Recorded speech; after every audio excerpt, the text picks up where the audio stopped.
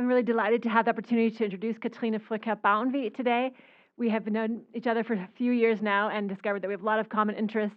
And so we were delighted that she accepted our invitation to come to BYU, both for the Kennedy Center lecture and as this semester's Bjarnason lecturer for the Scandinavian Studies program. Katrine is an associate professor at Aarhus University and director of the university's N.F.S. Grundtvig Study Center. Grundtvig was the father of the Danish Lutheran Church in the 19th century, and she oversees the democratic project of securing accessibility to the roughly 1,000 dissertations, pamphlets, poetry collections, and other papers that Grundtvig published during the course of his life, not including his many more unpublished manuscripts and letters. So if you ever want to work on anything Grundtvig related, Katrine is your girl. Her doctoral dissertation undertook a comparative assessment of Grundtvig's thoughts on social cohesion as compared to those of the sociologist Emil Durkheim. Her current research deals not only with the Grundtvig papers, but also the development of a Grundtvig AI bot that uses the author's digitized archives within a computational humanities approach. And she has produced some really amazing work on what Grundtvig had to say about monsters and about singing and about light and about heaven and all kinds of interesting things. Her project today grew out of the pandemic and an interest in social cohesion, dating back to her dissertation. So we're very excited to hear her speaking today about communal song in Denmark. Katrine.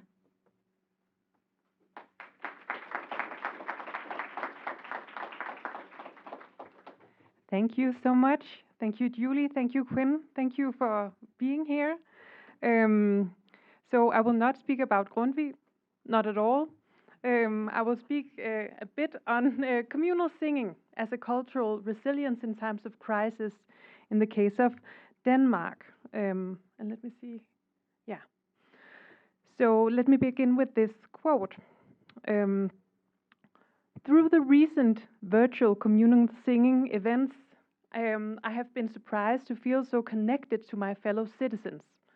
An experience I do not normally have, one I never seek out, one I even have trouble approving of. Nevertheless, joining the lockdown choir has made me feel like a member of a resistance movement. Just as Danes signaled cultural resilience to the Germans by singing during the World War II, we are peacefully but unwaveringly displaying resilience now. This makes me proud to be a Dane. This was an anonymous a Facebook post that I have anonymized. It was posted on April 9th, a significant date in Danish collective memory, because it was the date that the Germans occupied Denmark during the Second World War.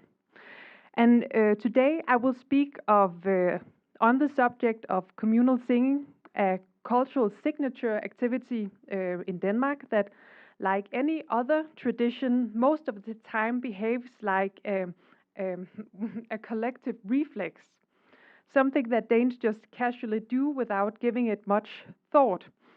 During the COVID-19 lockdowns in 2020, 21, and 22, however, the Danish Broadcasting Corporation let the phenomenon enter the collective consciousness and public scene by facilitating what they called communal singing apart.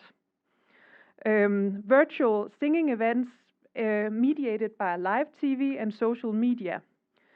Communal singing was now suddenly all over public and social media, and it was represented as a wonder drug, targeting the social and cultural symptoms of the pandemic as a sort of treatment, generating national cohesion by activating the cultural heritage.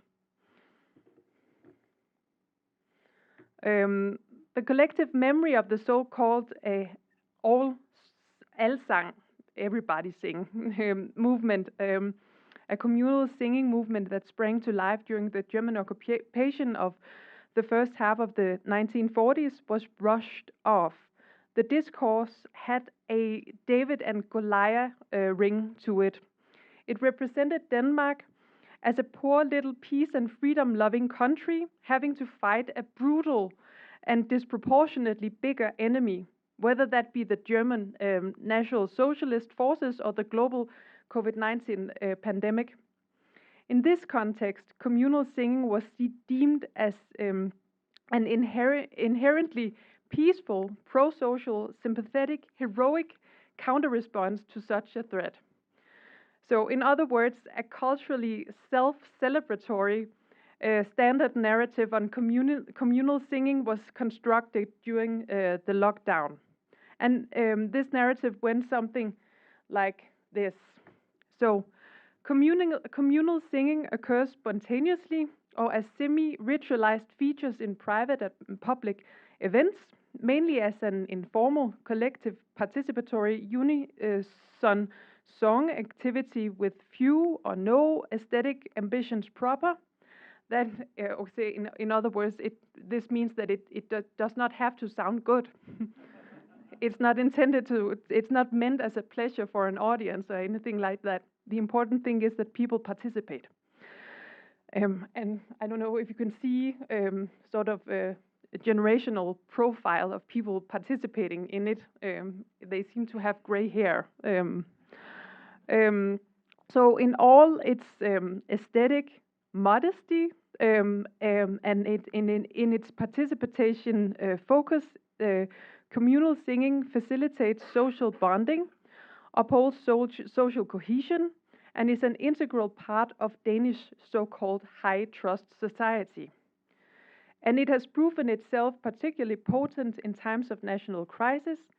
For instance, during the Schleswig Wars of the mid-19th century, or as mentioned, during the German occupation of Denmark in the mid-20th century.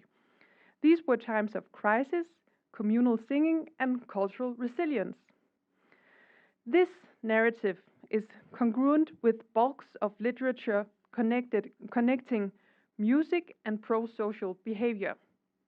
In the last couple of decades, a range of studies from musical anthropology over ritual studies to neuroscience have confirmed French sociologist Émile Durkheim's classic theory that rhythmic ritual activity affords collective effervescence, that is social bonding.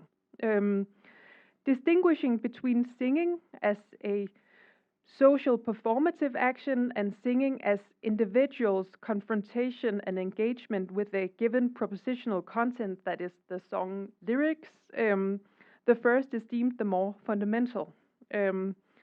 Further, studies tend to praise the inclusivity of communal music making while disregarding its negative or ambiguous effects within and between groups. So one mainly focused on the good effects, the pro-social effects of singing. And this bias was repeated in the casual communal singing lockdown discourse in Denmark. As a scholar, I wanted to test this casual analysis. And luckily, I received a series of research funding that enabled me to do this. I had two main questions. The first one was, are the historical roots of communal singing in the 19th century nation-building process in fact so pro-social and peaceful as the casual public analysis make it out to be? That was the first one. And the second one was, did the virtual lockdown singing in fact generate social cohesion at the level of lived life and experience? And it turned out that it did not. In this lecture, I will sketch out my findings pertaining to the historical roots in the long 19th century. I will do this by delving into the lyrical developmental trends of the songs and by plotting the social political context of these. The 19th century unfolds a large-scale transformation of the political and social dynamics in Denmark. The distribution of a national identity in the general population being the most significant one. So, in other words, if you hope for a continuation of the COVID talk, I will have to disappoint you. But only because I have an article on precisely this topic in the upcoming issue of the Bridge, Journal of the Danish American Heritage Society, edited by your local professor, and brilliant professor, I might add, Julie Allen. to the historical roots. In order to sketch out the historical roots of Danish communal singing, and in the spirit of the current holiday, let me set off a bit off topic, or perhaps seemingly a bit off. Let me begin with love. So, in the salt mines of Salzburg, they throw a bare winter branch into the worked out depths of the mine. 2 or 3 months later, it is brought out, covered with brilliant crystallizations. The tiniest twigs, no bigger than a titmouse claw, are decked with myriad diamonds, dazzling and ever-changing. The original branch is unrecognizable. I use the word crystallization to describe how, with everything that occurs, the mind discovers new perfection in the beloved. In his 1822 classic on love, de l'amour, French author Marie-Henri Bayle or Stendhal described love as a process of crystallization of a given object, glittering and sparkling in the eyes, suddenly enchanted with affection. Stendhal's interest lay with the love of man and woman. In this lecture, my interest lies with how Danes came to love their nation. For Denmark, the enchantment process far outgrew the 2 or 3 months that the twig needed in the salt mines of Salzburg. It needed a century. More precisely, just as many other European nations that rose in this period, Denmark needed the long 19th century to make the general population fall in love with this new type of polity that the modern nation state represents. It needed a century to make people learn to feel that they constituted a territorialized, unified, autonomous and unique culture community with a common symbolic heritage, a distinguished public culture, and common laws and customs. This was a quote from Anthony D. Smith. The concept of the nation had, of course, existed before, and experiences of nationhood had undoubtedly caught the hearts and minds of people in the past. Within this period, however, the nation as a concept and as an experience underwent a process of vulgarization, that is, a widespread distribution. That is, it became relevant for even greater parts of the population. This lecture focuses on one specific cultural technology that played a role in this political, emotional process in Denmark, communal singing, that first took on the form of patriotic love songs for the monarch and later national love songs for the land and for its people. If we stay with love for just a little moment longer, one feature recurs across the term's different uses and contexts.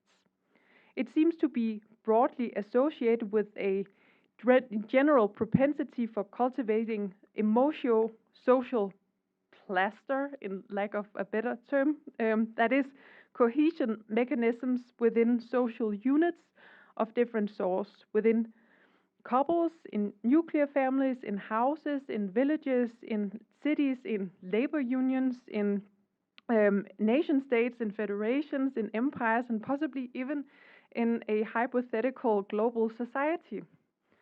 Understood in this way, love inhabits the same psycho-anthropological terminological territory as social bonding, a phenomenon that from the insider point of view is a state or a process preoccupied with, on the one hand, securing proximity among given community members, and on the other, of upholding distance to given others.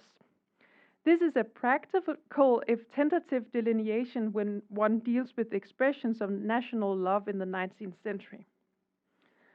This century witnessed a dramatic change in social logics and in political legitimacy structures in Europe and in the Americas for that matter. Firstly, nation states rose by circumventing former feudal arrangements. by tapping into energy hitherto flowing in the direction of local estates. Secondly, the nuclear family grew sacrosanct for the bourgeoisie, expanding as a social stratum and sharpening in self-awareness at the expense of the status of kin and bloodline. This transition was, in other words, marked by expansions in one domain and contractions in another. One spurred on the love of the republic or the fatherland, the other spurred on idealizations of the mother and venerations of motherly love. In times of national crisis, inducing highly potent discourse, however, these love fused, not least in the lyrics of martial nationalist songs in Denmark. Okay.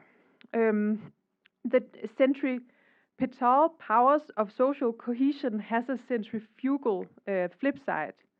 This fact is evident to anyone with a knowledge of social exclusion and pseudo-speciation dynamics. Such matters are mentioned only in passing, if not entirely ignored, in studies of singing as a social action, and it is ignored in the public discourse of communal singing in Denmark entirely. But in fact, communal singing was a piece of military mobilizing technology from the onset. More precisely, it rose to the level of cultural signature practice in Denmark in wartime, when songs facilitating and calling upon the population to fight the German grew in number. The religious roots of in a devout Protestant hymnic tradition based on unison hymnic singing of lyrics in the vernacular are indisputable. Another obvious cultural forerunner is the Copenhagen club-based patriotic monarchist singing culture of the 18th century bourgeoisie, but the decisive period of distribution for community singing for modern-day Denmark was the years leading up to the First Schleswig War, beginning in 1848. And here you see how the term song behaves in Danish newspapers, and you sort of see a growing attention on song as an activity in the years up to a given crisis. So up to the First Schleswig War and up to the Second Schleswig War and up to the Second World War. Then the Danes were neutral during the First World War. So here are sort of the public attention on war, if you accept newspaper frequency of terms in newspaper material as a valid proxy. Yeah. So the Danish conjunction of love and war and violence was not singular. It was evident in the lyrics of patriotic and nationalist songs that grew ever more popular throughout the long 19th century all over Europe and the Americas.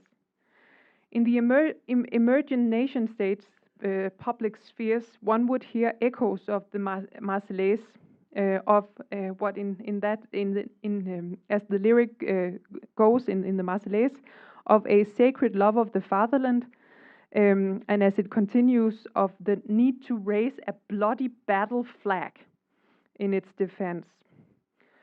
As William McNeill has argued, song and musical activity has evolved throughout human history as a poignant, bonding, and efficient war technology. In his influential The Art of War, Niccolò Machiavelli delved into the different potentials of drums, trumpets, and flutes, respectively, for battlefield coordination. Old Testament manuscripts convey that this appreciation of the use of musical instruments in warfare has been a trait of Eurasian cultures for millennia. In the late 18th and throughout the 19th century, this martial technology was moderated for use in peacetime and among civilians too. not only soldiers, but ever-growing parts of the European and American populations moved to the beat of a national drum. More precisely, they joined socially expanding, imagined communities and choirs by singing popular nationalist songs. The years leading up to 1800 were characterized by a culture of enlightened sociability, flourishing in given social networks such as the Freemasonry.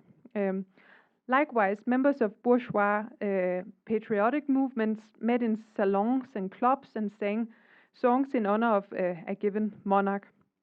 Throughout the 19th century, the context of lyrics as well as the population performing them, however, broadened significantly from royal to public domain, so to speak. And Denmark's development of songs celebrating elements is essentially Danish illustrates this process. On the eve of the 18th century, Copenhagen bourgeois males typically met in clubs and engaged in patriotic singing. Most of the prevailing lyrics focused on the king, like the well-known God Save the King or Queen. The royal anthem in most Commonwealth countries, Danish patriotic lyrics accentuated the king's role as leader and commander of the Danish Navy and Army. Most notable is Kong Christian stod ved højen mast, or King Christian stood by the lofty mast, by Johannes Ewald, portraying the Danish king as a super warrior smashing his enemies' heads. The song was originally part of a singspil, Fiskerne, the Fishermen, and was adopted as Denmark's royal anthem in 1780. Sternly holding his position in war's turbulence, in røg og damp, in smoke and steam, the song represents the king as the Danes' resolute protector. The singspil is set in the Torstensson's War between Sweden and Denmark-Norway, when King Christian IV ruled. Alongside Admiral Niels Juel and flag officer Peter Jansen Wessel Tordenskjold, King Christian IV is celebrated for defending Danes against the Goths, that is the Swedes. In the late 18th century, the 17th century Dano-Swedish wars grew into a significant lieu de mémoire for the patriotic bourgeoisie dedicated to an emerging Danish national identity. They conceived of Denmark as a territory belonging to the monarch who was responsible for its inhabitants' safety and welfare. The song's logic reflected these values and likely the performance mentality. In the decades after the French Revolution and the pan-European Napoleonic Wars and the gunboat war between Denmark, Norway and England, the conception of Denmark slipped out of the monarch's hands and entered the public domain. National anthems and hymns for the fatherland were a vital mode of expression, expanding romantic nationalism in Denmark, as it was in Europe in general. National poetry left royal themes to the periphery, if not dropping them entirely. It meditated on the people's splendor, the magnitude of the ancestors, and just delved into this magnificent, violent past that were to be seen or were to be hinted at in the Danish landscape or ethnoscape, if you like. In the 1820s, lyrics printed in the expanding newspaper press targeted an ever more socially complex audience. Attributed to the Danish flora and fauna were attributes of the Danish flora and fauna in these lyrics were a shimmering ideal of everything Danish. These were songs of the carefree skylarks, the proud beech woods, the understated elegance of the discreet Danish hills, the stout burial mounds whispering of a common ancestry. All of this was perceived essentially Danish. Lyrics celebrating the national countryside demonstrate the point made by English art historian Simon Schema that landscapes are the result of our shaping perception of the raw matter that is a given piece of land. And if this landscape could be construed as a text on which generations write their recurring obsessions and loves, as Sharma has suggested, the early 19th century witnessed a radical increase in inscriptions of love on the ethnoscape, saturated with past deeds and with the resting bones of the ancestors, not only in Denmark but in most emerging European nation states. In the relatively new nation states of North America, however, honoring landscape as a container of the past was not as relevant and plausible a lyrical strategy as was celebrating it as a playground for future actions and conditions. In Canada, the land was thus praised for being a home in the sense that it was a domain of certain rights. And I pick from the lyrics, and your valor steeped in faith will protect our homes and our rights. In the United States, the land was celebrated for belonging to the free and for being home of the brave. These American lyrics that articulated the concept of freedom, the freedom-loving landscape, flourished during the War of Independence and were echoed in the War of 1812 and the Mexican-American War and the American Civil War. But even more significant, as in Denmark, these songs, born in the atmosphere of war, became a central component of peacetime civilian culture.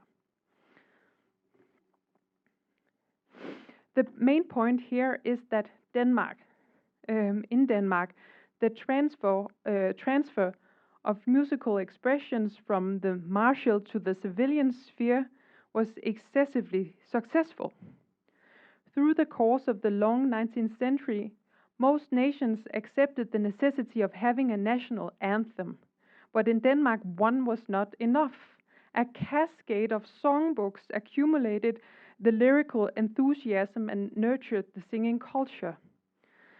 As early as the 1830s, so-called fædrelandske sange, songs for the fatherland, were integrated into Professor Peder Hjorts elementary school textbook, Den danske børneven, en læsebog for borger- og almueskole, the Danish child friend, a reader for schools of citizenry and common people, used all over Denmark up until the year of 1900. The widely distributed textbook was one feature of the systemization of the school system that was integral to the Danish nation-building process. All over the nations of Europe and the America, a push for linguistic and social homogeneity articulated the need for standardizing exo-education, as Ernest Gellner would have it. In the schools' expanding educational machines, young members of the national communities would, in other words, acquire the skills and sensibilities that made them acceptable to their fellows. In Denmark, singing songs of national love was a means to this end, and the songs for the fatherland was that the children were instructed to sing paid, mind you, more attention to blood and heroic combat than to the carefree skylarks and peaceful beechwood.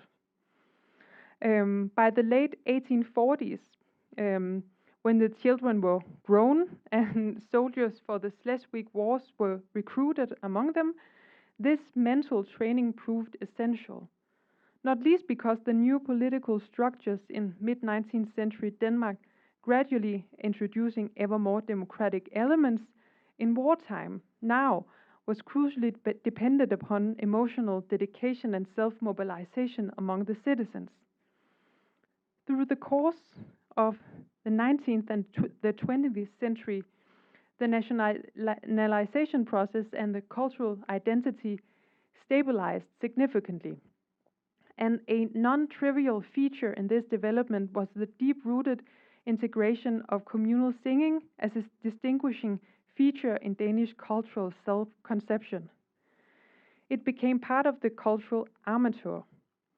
In peacetime, it was a widely distributed collective reflex in given context. In times of crisis, however, it became an active and articulated signal of peaceful resilience. This was the part it played throughout the COVID-19 lockdowns, as it seems to continue now in the post-corona era, characterized by an escalating climate crisis and by the fact that Europe once again is at war.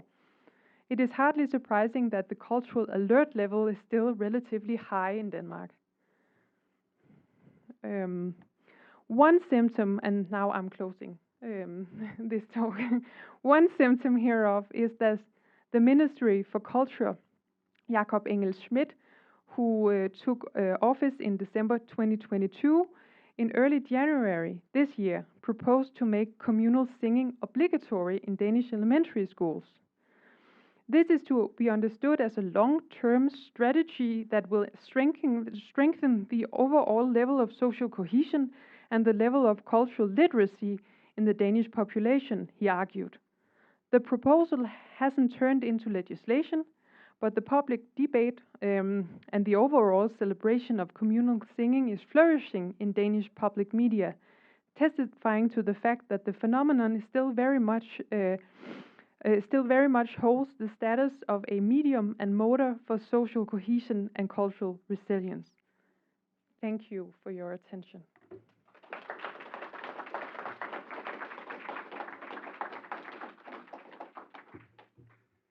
Thank you so much, Professor Baunvig. This is a fascinating topic. We're excited to have some time for discussion and questions. If you have a question, just please raise your hand. We have wireless mics that will be brought to you. Please wait for the microphone. And if you wouldn't mind standing and introducing yourself. If you're a student, let us know what you study. If you're faculty or staff, let us know what your role at the university is. We will go for about 20 minutes, until a few minutes before 1 o'clock.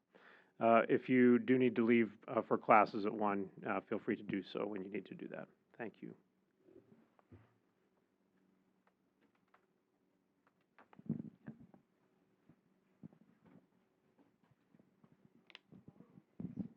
Hi, my name is Josh Cherry. I'm in mechanical engineering here at BYU. I was wondering if you have had any personal experience with communal singing, and if you have, what has that looked like, and how has your experience gone with that? Well, so I don't think it's possible to have grown up in Denmark and not have any experience with communal singing. So obviously I have. And okay, let me come clean. I actually don't like it. Yeah. But I'm just I feel kind of alone with that position. No. So one of the things that I'm really interested in now in my research is exploring people who feel sort of intimidated by this group bonding activity. It has sort of socially exclusive mechanisms as well. And for people not growing up with not growing up with a Danish background, perhaps having some other ethnic background, and that is an increasing part of the Danish population that has that. I'm really interested in seeing how they go about communal singing as an activity. It can take on the air of sort of a proto-fascist activity, but that is not at all how it is presented in the general public in Denmark. So I'm a bit hesitant. I'm extremely fascinated by the phenomenon, and the history of it, and the distribution of it, and the representation of it. But personally, I'm not an enthusiastic communal singer. My name's Paul Jepsen. I grew up in Denmark. I teach Danish here at BYU. I'm interested in, I attended a wedding last summer in Denmark, and as you're familiar with, in Denmark, it's very common to take really popular melodies and then put new lyrics to them about the couple that are getting married. And it was the first wedding I've attended where I noticed that that was not a thing. And I could kind of tell the vibe that it wasn't really, it was a little tacky. Like, it felt, and then somebody did do it, and then everyone was like kind of cringing about it a little bit. And I've always cherished that tradition, but as similar to you, I don't enjoy participating. So I guess I'm interested in, as you showed kind of the curves of you know, the ascendance and kind of descendants of the tradition, do you see kind of a new evolution occurring in how Denmark uses communal song as some kind of conventions decline? Like you showed the group, you know, they all had gray hair, and that's, I'm just interested in your thoughts. So you nested quite a bit of questions into one. So let me see if I can untangle it. Let me begin with the last one first. So I think that people sort of enters the age of communal singing. So it has to do with hair color and the calendar and the date of your birth. So it's something that you do when you have the time, and when you attend daytime activities, and people who tend to have employment does not do that. That would be one thing. It seems that it's kind of a stable activity, but it's driven by the older and population, and the older population grows fast in Denmark. Okay, so that was the one, the last question. The first one was on the tacky lejlighedssange, songs sort of tweaked for a given private occasion, as a wedding or whatever, a birthday. Actually, I am applying for funding to plot that. So I hope I can have a better answer than the one I have to give you now. That is mainly based on my hunch, and that it is a rather stable tradition, but in the rural districts of Denmark, and it's something that is kind of saw a sort of hipster revival, with a ironic approach to it within the last 20 years. So from where I stand, I don't see it dying out. So my grandmother, for instance, made money by producing such songs, tweaking songs to a given occasion, celebration, and people came and sat down and told her all about this Preben, who will now turn 50, and he's a crazy dude, and all sorts of details that she could put into the lyrics of that song, and that is something that still is prevalent in Danish culture, I would feel. But that would be my best answer for now, I hope.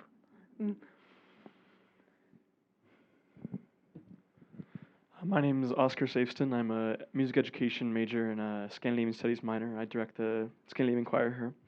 And right now I am studying early childhood music education. Mm-hmm. And so I was wondering what it looks like from a teaching perspective, how young children learn music in Denmark that makes it so that everyone knows this music growing up as from a cultural community. Yeah, okay, so this is just tapping into my general knowledge of Denmark, and this is not my research field, and the knowledge I have as a mother singing to my 3 sons. So that is a thing in Denmark. We have a multitude of songbooks targeting children at different age groups, and it's something that it's a natural activity in kindergartens and where most children in Denmark go to kindergarten and will be taken care of or looked over by a professionally trained pedagogian. Pedagogue, thank you.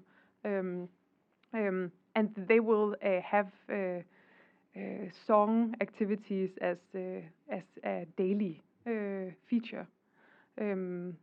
But when you enter elementary school, it sort of fades out, and I think that's why our Ministry for Culture, Jacob Inge-Smith, want to boost it in the elementary school now.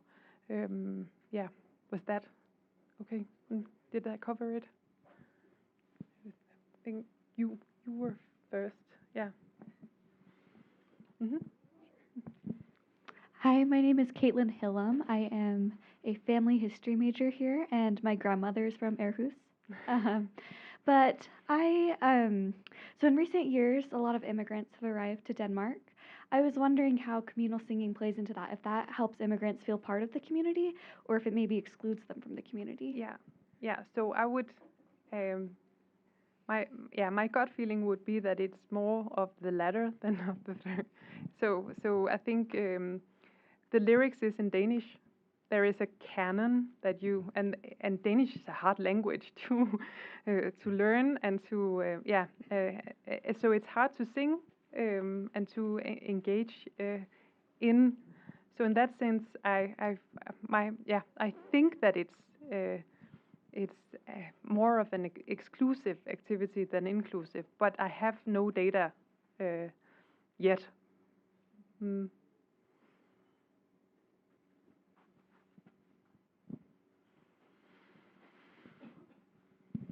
My name's Chip Oscarson. I teach here in Scandinavian Studies.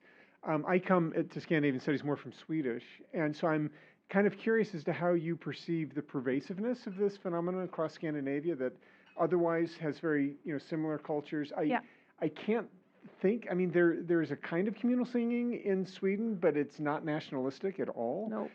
It tends to be around kind of holidays and not really that much communal singing, more dancing and acting like frogs and stuff like that.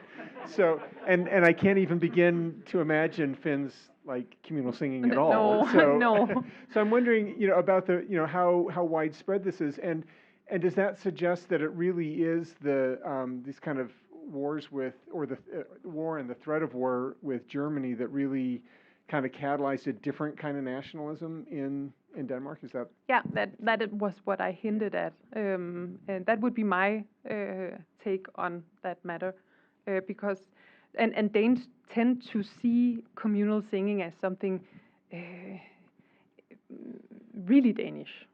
So they know that Norwegians and Swedes will sing as well, but we sing when we. So whenever you pray as sort of a way to initiate a meeting or whatever, it would be so much more common for Danes to sing a song from the Højskolesangbog, the folk high school songbook.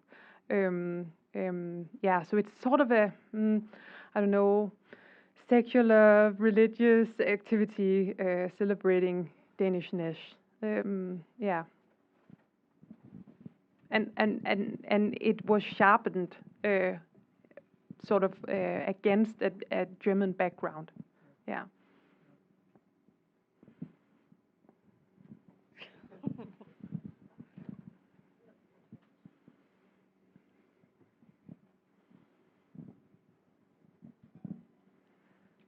Hi, I'm Ada Eber. I'm a philosophy major here, and you said you weren't the biggest fan of communal singing.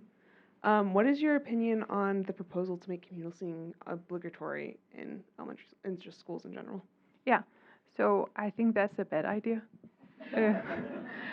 But if people feel like singing, they should just go do that. But it should be, it shouldn't be obligatory. It should just be open for the teachers and the schoolmasters. Yeah. But I'm trying to give the minister some advice. So please don't tell him that I said this. Oh my God! You're actually, yeah. No, no, I don't think it should. Yeah, let me just, yeah. I think it should be something that people should decide for themselves. Yeah, the schools and the individual classes, yeah, should be able to decide for themselves.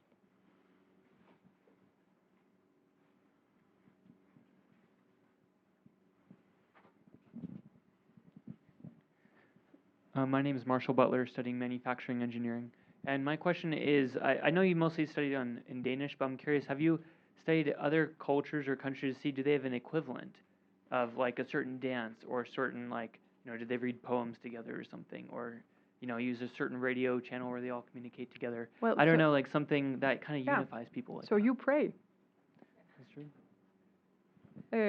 So yeah, there are lots of quasi-ritual practices around the world doing sort of covering sort of the same social need, and Danes are not at all the only ones singing. We just like to say that we are.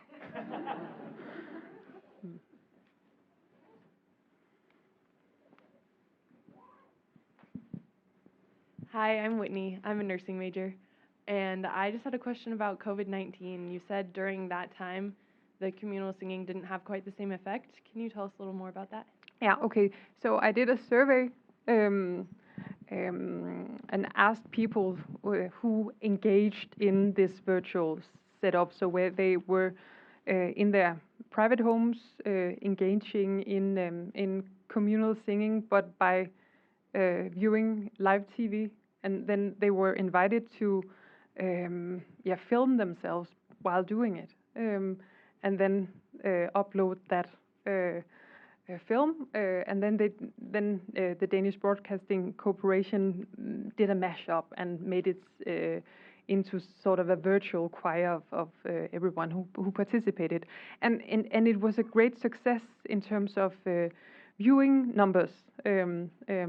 Live TV isn't a sort of it's declining as everywhere else where streaming is at hand. So I was interested in whether this. So I'm not sure whether you're familiar with the idea of an imagined community, the nation as an imagined, socially constructed, imagined community, and my hypothesis was that this might be a convenient way to sort of stimulate this imagination. So now we all imagine that we sit, everyone in our private homes, engaging in this song activity, and perhaps it would trigger some of the same effects that live song does. But it didn't. So feelings of cohesion and bonding weren't as strong as one would expect, or as they are when one looks at the studies done on live singing. Not at all. They reported no sort of enhanced feeling of national cohesion. They liked it, but it didn't do anything for sort of the bonding.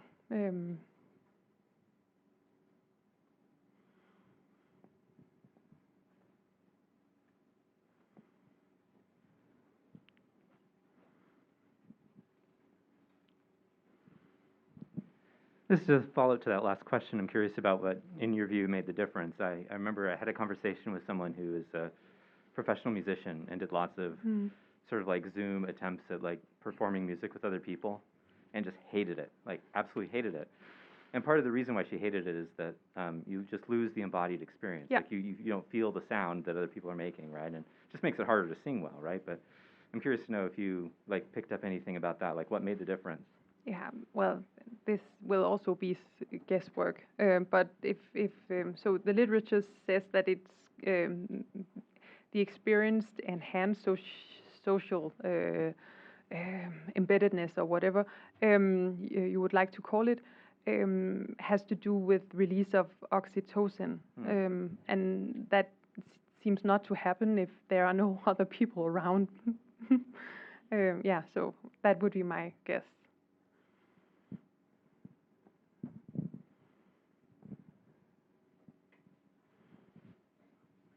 Hmm? Can I ask one final Yeah. question?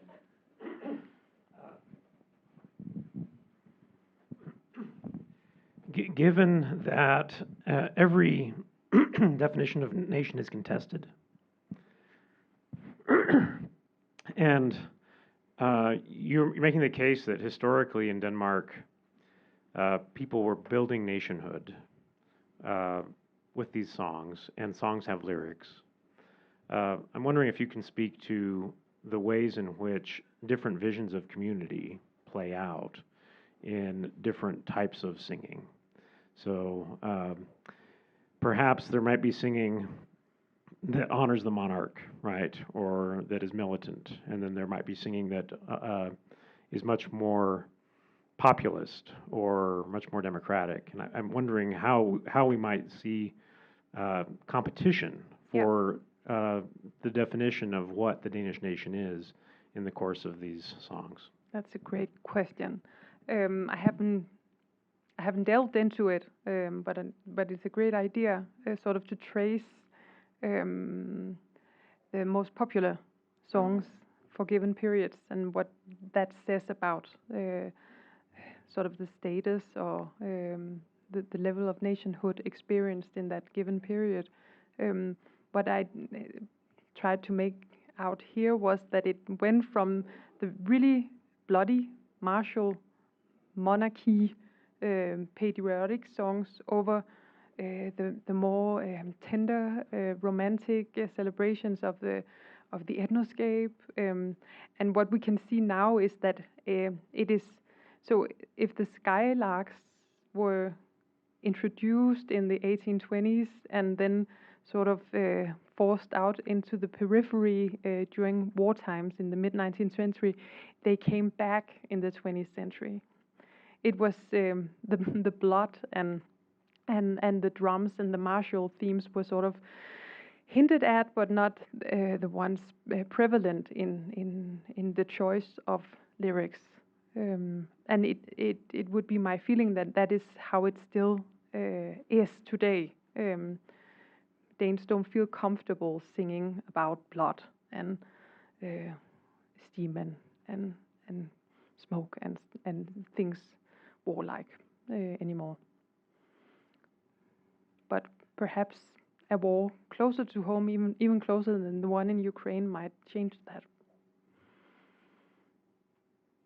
Thank you so much for your attendance, and thank you once again to Professor Baunvig. Please join me in. Thank you.